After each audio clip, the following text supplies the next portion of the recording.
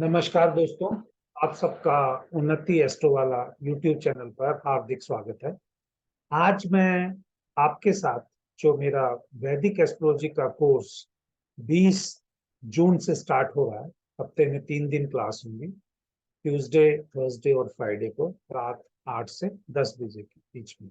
ये उसके आपको पैरेलल में कंटेंट दिख जाएगा। आप इसको देख सकते हैं कि जो जो मैं मिनिमम कंटेंट जो गारंटी देता हूं कि ये सब कंटेंट तो मैं कवर कराऊंगा ही, यहाँ पर आपको रिटर्न फॉर्म में दिख रहे हैं।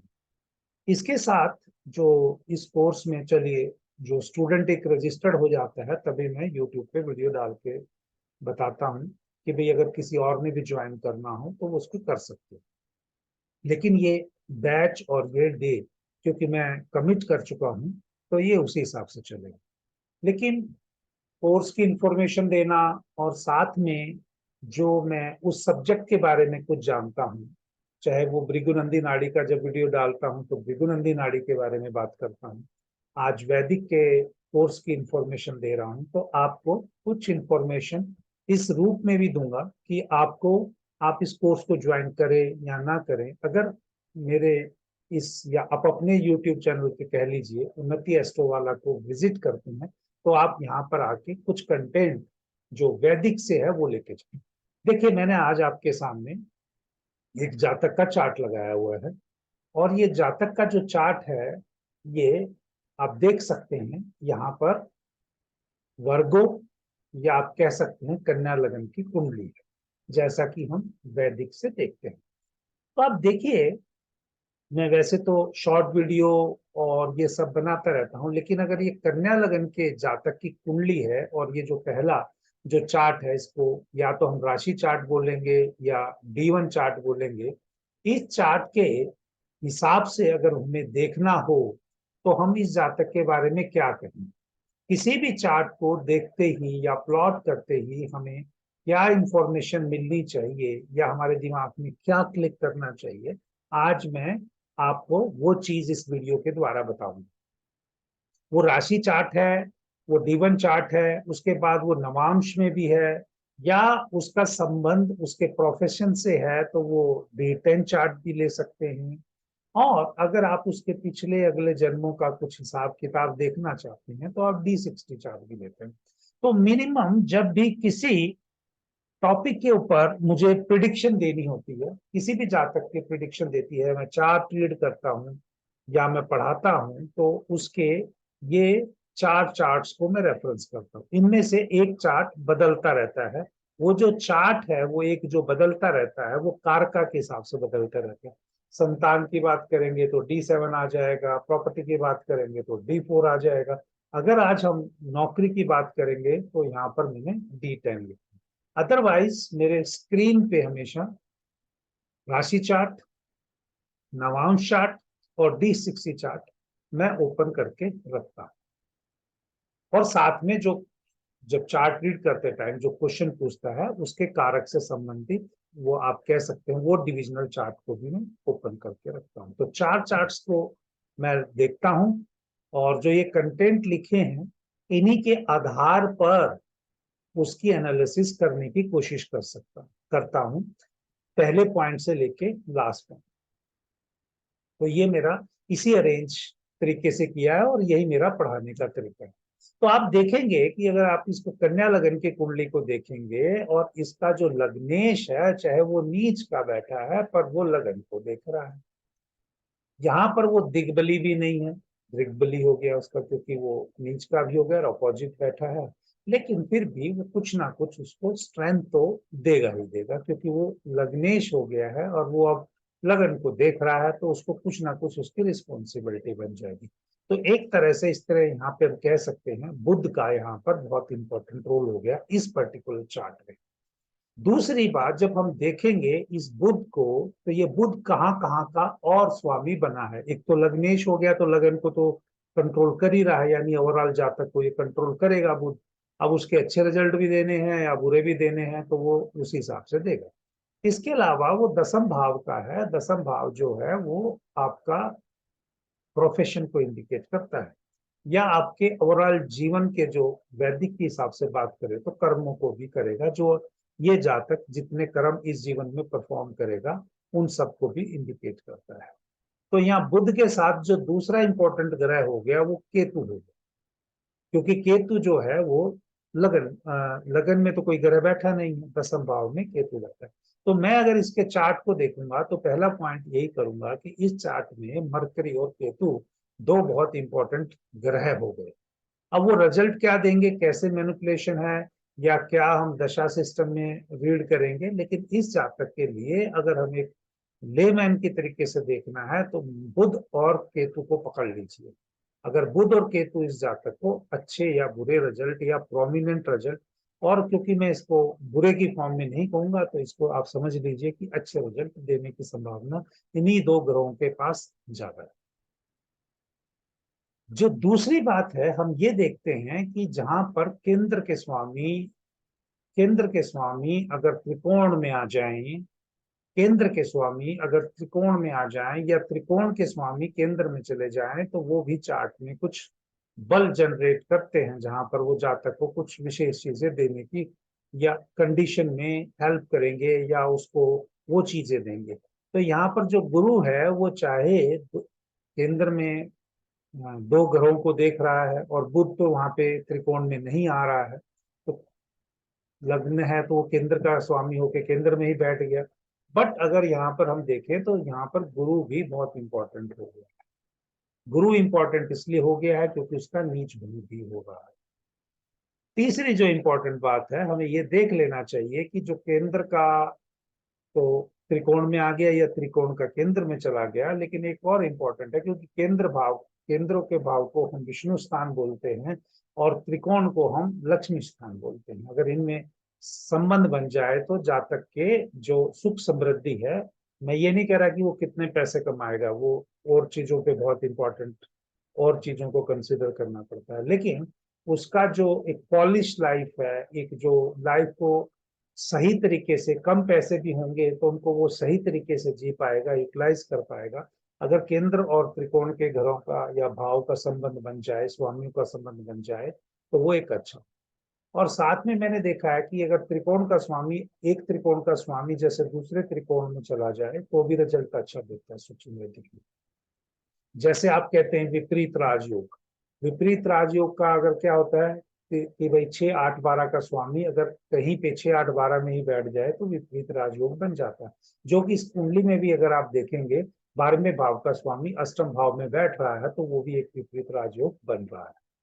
अब ये कोई बहुत फेमस सेलिब्रिटी या दुनिया इसका आज की डेट में गुणगान कर रही हो, ऐसा ये चार्ट नहीं है। तो यहां से हमने ये चीज देखी। दूसरा, यही चीज को अगर हमें बुध केतु और ये जो स्वामी जो हमने कहे त्रिकोण और केंद्र का, अगर इन सबको मैं D9 में क्या स्थिति है वहां देखना चाहता हूँ तो मेरे को मजबूती से वो रिजल्ट जो बाहर से प्रोजेक्शन दिख रही है वो चार्ट में अंदर देते हुए दिखाई देनी चाहिए। अब बुध यहाँ पर बैठ गया है नवांश चार्ट में अष्टम भाव में, और वो भी राहु के साथ, लेकिन उच्च का होते बैठे। अगर ये अकेला यहाँ बैठा होता तो ज्यादा नुकसान कर सकता था, लेकिन राहु के साथ बैठने की वजह से, और एक मेलेफिक प्लेनेट है और दोनों ही एक तरह से 6 नंबर में अच्छा रिजल्ट देते हैं, स्थान थोड़ा ठीक नहीं है तो वो इसको डैमेज करेगा। किसको डैमेज करेगा? बुध के कारक तत्व को। तो बुध के कारक तत्व क्या होंगे? कम्युनिकेशन होगा या इसकी एजुकेशन होगी, इन सब चीजों में, या इसके रिश्तेदारों से इसको चीजों को थोड़ी सी दिक्कत मिलती हुई दिखाई दे रही है। लेकिन जो अभी हमने बात की थी कि जैसे गुरु केंद्र का स्वामी होके त्रिकोण में बैठा था D1 चार्ट में, अगर यहाँ देखोगे तो वो वापिस केंद्र में ही बैठ गया है और वो भी शुक्र और सूर्य के साथ। ये इस चार्ट में बहुत पॉजिटिव चीज हो गई क्योंकि शुक्र अपनी ही राशि में बैठा है और ये यहाँ पर इसको सुख सुविधाएं और हैप्पीनेस की चीजें इसको मिल सकती हैं, क्योंकि गुरु शुक्र और सूर्य के ऊपर कोई पाप दृष्टि अगर हम देखें तो एक अगर ग्रह की है तो वो शनि की बैठती है, वो भी सूर्य की राशि में बैठा है। अदरवाइज कोई और पाप ग्रह की दृष्टि यहाँ पर नहीं पड़ रही है, क्योंकि चंद्रमा और केतु की हम D9 में खासकर दृष्टियां नहीं देते। हाँ, वो साथ बैठे हैं उस चीज का। अगर इसी चीज में देखें तो यहाँ से एक चीज उभर के आ गई कि अगर इस जातक को यहाँ कर्म स्थान से देखें, बुध और केतु है, और यहाँ बुध यहाँ पर चला गया है अष्टम भाव, क्योंकि अंदर से रिजल्ट बुध ने देने हैं और राहु के साथ बैठा है। या तो ये जातक रिसर्च का काम करे, मान लो इंजीनियरिंग है तो इंजीनियरिंग में रिसर्च का काम करे, डॉक्टर है तो डॉक्टरी में रिसर्च का काम करे। अब वो जो भी ये काम कर रहा है, लेकिन कम्युनिकेशन इसकी लाइफ का प्रोमिनेंट हो गया। और ये सब चीजें हमें ये भी देखना चाहिए जातक किसके होरा में पैदा हुआ है। अगर ये जातक मान लो बुध के होरा में ही हुआ हो तो और बहुत प्रोमिनेंट हो गया कि किसकी एनर्जी जिस भी दिन पैदा हुआ हो, लेकिन अगर बुध के होरा में हुआ होगा, इसको बुध के ही काम करने में आनंद आएगा। जब तक ये बुध के काम करेगा ये थकेगा नहीं। चाहिए 24 घंटे में से बुध का काम 24 घंटे ही कर लो, ठीक है। ये यहाँ पर हो गया। अब इसी चीज को अगर हम देखें, इसके प्रोफेशन से ही बात कर रहे हैं, क्योंकि हम प्रोफेशन क्या करेगा कि बुध का करने का भी हमने टारगेट किया, केतु किया, अष्टम भाव निकाला, तो वो चाहे रिसर्च है चाहे एस्ट्रोलॉजी है, ये उसका काम अच्छे से कर सकता है। इस जातक को कोई फिर रेमेडी वगैरह करने की जरूरत नहीं है। अगर ये काम करेगा तो इसकी एनर्जी वैसे ही यूटिलाइज हो जाएगी। यही मेरा कंसेप्ट है कि मैं जब किसी को पढ़ाता हूँ कोई भी टॉपिक में, रिसर्च लेवल पे, ग्राउंड लेवल पे, कि भाई आपको, मैं किसी इस चीज के अगेंस्ट नहीं हो कि आप रेमेडी करें या ना करें, आप कोई स्टोन धारण करें या ना करें, वो आपकी मर्जी है। जब आपका मन है कोई स्टोन पहनने का, आपको बड़े से बड़ा, महंगे से महंगा पहनिए। किसी भी एलिमेंट में पहनना महंगी है भैया, आप पहनिए। आपने पिकनिक पे जाना है, आपने हिल स्टेशन पे जाना, जैसा आपका मन है वैसा ही आप यहाँ पे वो कर सकते हैं, वो आपकी एनर्जी है। लेकिन अगर आपको चार्ट के हिसाब से जो प्रोजेक्शन है, भगवान ने आपको गहने बनाए बेचने के लिए नहीं भेजा यहाँ पर। भगवान ने आपको यहाँ पर कर्म करने के लिए भेजा है। कर्म आप किसका करोगे? समाज में जो भी आपसे जुड़े होंगे उनसे संबंधित, खाली आपके घर घर के लोग नहीं, आपके आसपास के लोग भी। तो अगर आप अपने कर्म करेंगे, आप कर्म करते चले जाएंगे, आपको कोई रुकावट नहीं, मेरा ये मानना है। और D10 में अगर मैं वहीं पर देखूं, बुध की वापिस अगर आप स्थिति देखेंगे, D10 में भी बुध जो है यहाँ पर 8th हाउस में बैठ गया, और जो केतु है वो 7th हाउस में है। क्योंकि हमने पहले चार्ट से मरकरी और केतु को ही पकड़ा था, तो 7th हाउस बिजनेस का है। हाँ, मरकरी जो है अगेन 8th हाउस में हिंड्रेंस देगा। अगर ये कोई भी काम कर रहा होगा कम्युनिकेशन का, इसका ब्रेक होगा, एक जैसा नहीं रहेगा। क्योंकि 8th हाउस जो है प्रोमिनेंटली वहां के बुध D9 में भी और D10 में भी बैठा है, तो इसकी लाइफ में सडन इवेंट होती रहेंगी। और वो लग्नेश भी है, वो लग्नेश भी है, इस करके इसको ये चीजें होती ही रहेंगी। लेकिन क्योंकि ओरिजिनल चार्ट में भी जो बुध है वो गुरु की राशि में बैठा है, बुध इसके लिए बहुत अच्छा रिजल्ट दे सकता है, क्योंकि बुध नीच भंग, सॉरी, गुरु इसको अच्छा रिजल्ट दे सकता है, क्योंकि D1 चार्ट में, राशि चार्ट में गुरु का नीच भंग भी है।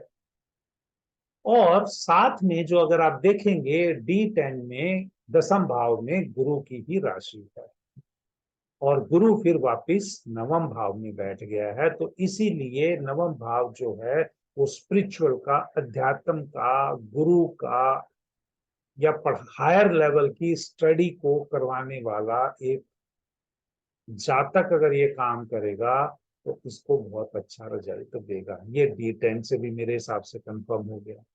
अब चलते हैं कि भाई अगर हमें D60 एक चार्ट को वो कोरिलेट करते हैं हम कि पिछला इसका क्या हिसाब किताब हो सकता है, इस जीवन में क्या करेगा उसका क्या हिसाब किताब हो सकता है, या अगला जन्म में जो एक कैरी फॉरवर्ड करेगा उसका क्या हिसाब किताब हो सकता है। तो D60 एक ऐसा चार्ट है कि आप उसको राशि चार्ट की जगह भी पढ़ सकते हैं। लेकिन D60 में खाली राशि चार्ट से इसलिए यूज करते हैं प्रोमिनेंटली हम लोग कि इसके जो पुराने जो चीजें हैं जो कैरी करके लेके आ रहा है उसको पकड़ लें, और उस हिसाब से अगर कोई प्लस माइनस दिख रहा है तो हम उसको बता सकें कि भाई पहले पिछले कर्म काटने हैं, जो संचित कर्म है वो काटने हैं। और संचित कर्म कटेंगे कब? जब आप प्रारब्ध कर्म करेंगे, और फिर तब संचित माइनस प्रारब्ध का जो भी बैलेंस रहेगा, नेगेटिव या पॉजिटिव, वो आगामी कर्म में कैरी करेंगे, तो वो D60 चार्ट से हमको दिखते हैं। तो D60 चार्ट में अगर हम यही सब चीजों जो हमने अभी प्लैनेट्स देखे हैं, मरकरी देखिए वापिस आ गया लगन में, और इसी जीवन की हम बात कर रहे थे, और बुध यहाँ पे इसके लग्न में ही आके बैठ गया, यानी जातक के लिए प्रोमिनेंटली इस जीवन में बुध का ही काम हो गया। अब कुछ दोस्त जो मुझसे इत्तेफाक नहीं रखते होंगे, या उनको लगता होगा कि भी ये बहुत ज्यादा डिटेल में ऐसी लोगों को इंफॉर्मेशन दे रहा है, तो वो मेरी बात को काटने की कोशिश भी करेंगे। मैं किसी को मना ही नहीं कर रहा भैया, आप अपना कर्म करिए। वो अगर आप मेरे चैनल पे आके कोई कुछ भी करते हैं नेगेटिव, तो मैं ही सोचूंगा कि कोई पिछले जन्मों का कर्म कर्ज था जो उतर गया, और मैं आपको आगे कोई नेगेटिव चीज बोल ही नहीं रहा हूँ। तो ये आपके अपने कर्म है और ये मेरे अपने कर्म है। तो दोस्तों, अगर इस तरीके से जो मैंने आपको चीज बताई, एक एग्जाम्पल लग्नेश का लेके, या इसकी इस जीवन में कर्म को लेके कैसे आप डेसिपेट करके काम को आप आइडेंटिफाई कर सकते हैं, और ऐसे ही और बहुत सारी एप्लीकेशंस में इन सब चीजों को लगा के जुड़ना चाहते हैं, तो हमारे साथ वैदिक एस्ट्रोलॉजी के कोर्स में जुड़ सकते हैं। रेफरेंस आपके सामने, एवरीथिंग क्लियर है, चाहे बच्चा करे चाहे बड़ा करे, अपने कोर्स की फीस हमेशा सेम रहती है, और ये जीएसटी पेड फीस रहती है। इसमें जीएसटी में इसी फीस के अंदर से 27,000 के अंदर से ही 18% गवर्नमेंट को जमा करना है। तो जय श्री राम, देखते रहिए उन्नति एस्ट्रो वाला। आपका प्यार ऐसे ही बना रहे। अगर आपको वीडियो अच्छे लगते हैं तो अपने दोस्तों में या अपने नॉन सर्कल में इस चैनल को थोड़ा ग्रो करने के लिए आप सहयोग करें, और हो सके तो चैनल को सब्सक्राइब भी करें। जय श्री राम।